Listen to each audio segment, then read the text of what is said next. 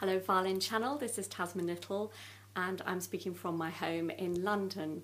In this video I would like to try to give you some idea how to tackle a new work. Very specifically I'm going to talk about the Ligety Violin Concerto, which is the most challenging work I've ever had to prepare.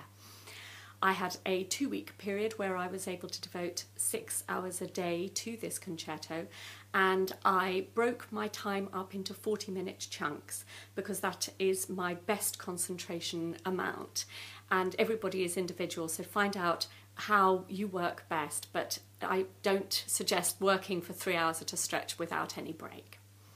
What I do when I'm preparing a new piece is that first of all I look at the score and I have an overview of the entire piece. I then look at it in sections and I try to get the feel of the piece. The first part of the process takes place in the head. Then you pick up your instrument and you start to get physical. With the Ligety Violin Concerto, the first movement is a mass of semiquavers and it only lasts 4 minutes. It's extremely challenging and it goes very fast. And so what I would do is break it into small sections. Sometimes I would just do one page in a 40-minute stretch, and that way you feel like you've achieved something. Sometimes you can be tempted to keep on trying to move forward, but I suggest being very, very methodical is the way to do it. I tick off the pages as I have done and completed one page.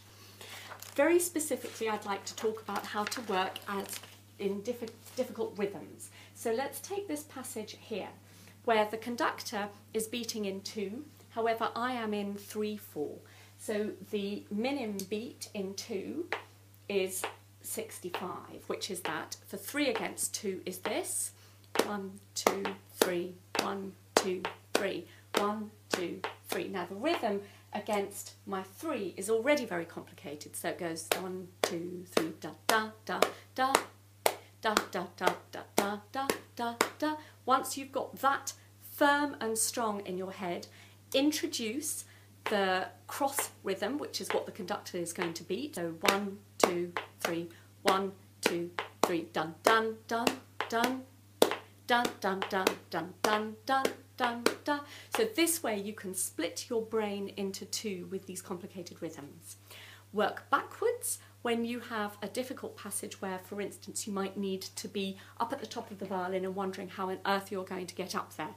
Take it in stages like climbing down from a ladder.